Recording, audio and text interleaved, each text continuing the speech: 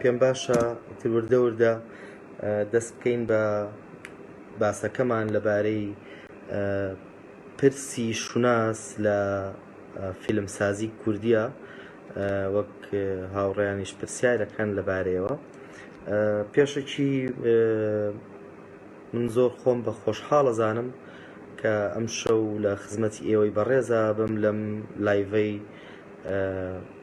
لاپەڕەی فیلمسازان کە تایە پێم وایە بەشێکی زۆر لە فیلمسازانی کورد لە پارچەکانی کوردستان و هونەرمەندانی کورد لە دیاسپۆرا ئامادەییان تایە هەیە و بەشێکی زۆر لە هەوادارانی فیلمی و بەتایبەت فیلمی کوردیش لێرە بوونیان هەیە. بەڕاستی بوونی ئەم جۆرە لە لاپەڕە و ماڵپەڕ و بڵندگۆ دیجیتاڵیەکانی ناو ڕایاڵەی تۆڕە کۆمەڵایەتیەکان بۆ کۆکردنەوەی بیر و بۆچوونەکان کارێکی زۆر زۆر گرنگە. من سپاس و دەستخۆشیم هەیە بۆ هەواڵانەی کە ئەم لاپەڕە و ڕایاڵانە بن بەڕێوە.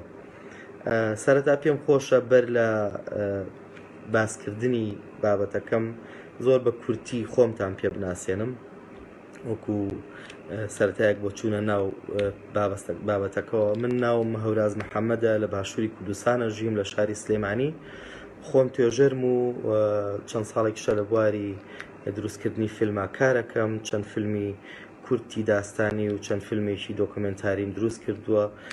لە ماوەی ساڵانی ڕابردووە بەشداری بەشێکی زۆر لە فیلم فستیڤاڵەکانی ناوخۆی هەرێمی کوردستان و هەندێک جاریش بەشداری فیلم فستیڤاڵەکانی دەرەوەی کوردستانمان کردووە و بەشداری و ڕۆڵمان هەیە لە کایی دروستکردنی فیلما لە کوردستان.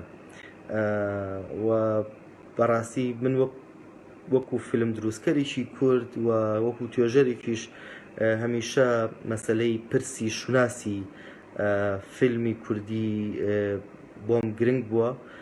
ویستومە بزانم چۆن ئەتوانین وەڵامی ئەم پرسیارە بینەوە. ئایا کورد لە سینەمایە چۆن بیرەکاتەوە؟ ئایا بیرکردنەوەی هونەرمەندی کورد یا فیلمسازی کورد لەبارەی دنیای فیلمسازیەکەیەوە چییە و چۆن ئەتوانێت لە ڕێی سینەما وەک ئەداتێک وەک زمانی گزارشکردن لە خۆی لە دنیا بەکاربێنێ وەکو ئەداتێکی مۆدێرن، چۆن ئەتوانێت خۆی پێ بخوێنێتەوە و دنیای پێ بخوێنێتەوە. و ئەم لە دەرەنجامی ئەم خوێندنەوەیە کورد ئەوێ لە ڕێی سینەماوە چی بڵێت. ئەم بابەتە بۆ من هەمیشە بابەتێکی گرنگ و مای پرس بووە. پرسیاری سەرەکی ئەم لایڤەی کە ئێمە لێرە پێشکەشیەکەین بریتیە لە ئەوەی کە ئایا کورد سینەمای هەیە یان نیەتی، و ئەگەر هەیەی شوناسی ئەم سینەمایە چییە. پێم خۆشە بەر لە هەر مەسەلەیەک سەرنجتان بۆ بابەتێک ڕابکێشم کە ئەمە بووە بمایی جەدەل لە ناو بەشێکی زۆر لە فیلمسازان و هونەرمەندانی کووردە کە بەشێک پێیان وایە کورد خاوەنی سینەما نیە و خاوەنی دڵنی خۆی نییە و ناتوانین ئێمە بەو ژمارە کەمە لە فیلم کە کورد دروستیانەکە بڵێن کە کورد سینەمای هەیە. هەندێکی تریش بە پێچەوانەوە پێداگریەکەن لەسەرەوەی کە شتێکمان هەیە بە ناوی سینەمای کوردیەوە و ڕەکیزەکانی دیاریکراون و ئەتوانین لایەنە جیاوازەکانی بخوێنینەوە. بە جیاواز بیرکردنەوە لە هەردوو لاینی مەسەلەکە من پێم خۆشە دایمەن بۆ ساختکردنەوەی ئەم پرسانە پەنابەرینەوە بەر ئەو تێزە زانستیانەی کە لەم بارەیە و پێشکەش کراوە.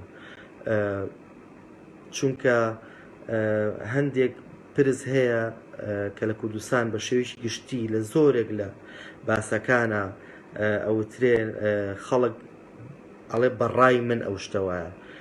لە کاتێکە ئەمازانین زۆرینەی ئەو پرس و بابەتانە بێ لەسەر ئاستێکی زانستی ساغ بکرێنەوە دەنا زۆر زەحمەتە مرۆڤ بتوانێت بگا بە دەرەنجامی ئەوەی کە من بەڕای من شتەکە چییە، بەڕای تۆ شتەکە چییە. لەم نێوەندەشە مامۆستا و فیلمسازی کورد دکتۆر خەسرە و سینا تێزی دکتۆراکەی تایبەت کردووە بە ئەم مەسەلەیە و لەوەیە لە تێزی دکتۆراکەیە زۆر بە وردی کە خۆی لە سەرەتایە ڕاستیەکەی بە زمانی فارسیە، دوایی تەرجەمەیەکی کوردی کراوە بەڵام بە شێوەیەکی مەحدود کەوتۆتە بەردەستی خەڵک. پێشم وایە زمانی وەرگێڕانەکەی لە فارسیەوە بۆ زمانی کوردی زۆر باش نیە و پێم وایە مامۆستا خەسرەویش خۆی زۆر لێ ڕازی نیە، هیوادارین جارێکتر بکرێتەوە بە کوردی. بەڵام لەو تێزەیە بەڕێز دکتۆر خەسرەوی سینا سەلماندوێتی کە ئەو ڕەوتە لە فیلمسازی کوردی کە لە ئێستاە بوونی هەیە ئەتوانین پێی بڵێین سینەمای کورد بە جیاواز ئەو دەستەواژەی سینەمای کوردی بەکار ناهێنێ، بەڵکو سینەمای کورد بەکارهێنێ. کورد وەک نەتەوە بەشێک لە نەتەوەکانی پێکهێنەری سەرەکی ئەو 4-5 دەوڵەتەی کە بەسەریا دابەشکرا و هەروەها کوردانی دەریشەوە کە کوردانی دیاسپۆران کە ئەمانە بەیەکەوە توانن ئەو جۆرە فیلمانەی کە دروستیەکەن بڕواتە ناو یەک قاڵبەوە و بە هەر هەمووی شوناسێکی دیاریکرا و دروست بکە کە بەڕێزیان ناویان لێناوە سینەمای کورد. بۆیە من پێم وایە هەر قسەیەکەکەین لەبارەی سینەمای کوردەوە ئەبێ لە دوای ئەم تێزە دکتۆرایەوە قسە بکەین، چونکە هەمیشە مەسەلەی زانستی بە مەسەلەی زانستی وەڵامەدرێتەوە و ئەمە بەو مانایە نییە کە مرۆڤ ناتوانێت توێژینەوەی تر بکە و ڕای تر دەرببڕێ، بەڵام بەرئەساسی توێژینەوەی زانستی ئەتوانین لەم پرسانە تێبگەین. من لێرە ئەم ئێوارەیە لە خزمەت بەڕێستانە هەندێک سەرە قەڵەم و هەندێک سەرداوی کورد لەم پرسانە و ڕوژێنم، چونکە لە ڕاستیە زۆر زەحمەتە مرۆڤ بتوانێ وەڵام باتەوە. بەڕاستی ئەگەر ئینسان بیتوانێت لەبارەی پرسە دیاریکراوەکانە وەڵام باتەوە بواری توێژینەوە ناماوە ئینسان کەمتری توانی قسەی جددیتر بکەوە جملەی تازە بەرهەم بهێنێ.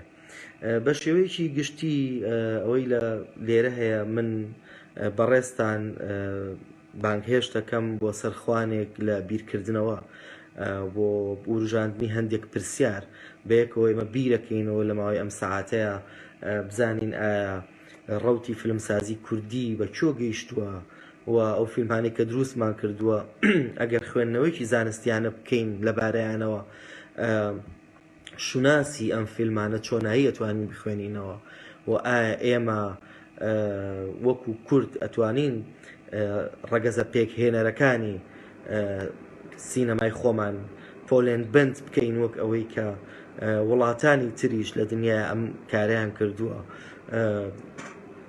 بۆ تێڕوانین لە ئەو هونەری کە پێشکەشیەکەن بۆ خوێندنەوەی زانستیانە لەبارەی سینەمای خۆیانەوە یان ڕەوتی فیلمسازی خۆیانەوە پێشکەشیەکەن. هەر لەسەر ئەم ئەساسە منەوێ ینی بەڕێستان بانگهێش بکەم بە سەرخوانی بیرکردنەوە بۆ وروشانی هەندێک پرسیار و بۆ بەیەکەوە گەیشتن بە هەندێک دەرەنجام، چونکە بەڕاستی ئەم پرسانە بە بەردەوام پێویستیان بەوەیە کە توێژینەوەیان لەبارەوە کرێ. بەڵام لە ڕاستیە ئەوەی کە زۆر گرنگە ڕەوتی فیلمسازی کوردی هەرچەند کەم و کورتیش بێ و هەرچەند سادە بێ و هەرچەند ژمارەی بەرهەمهێنان لە ئاستی پێویستانە بێ، بەڵام بەڕاستی توانیوێتی کاریگەریەکی باشی هەبێ و ویست و خولیایەکی گەورە بۆ ئەم هونەرە لە ناوخۆ و لە دەرەوە هەیە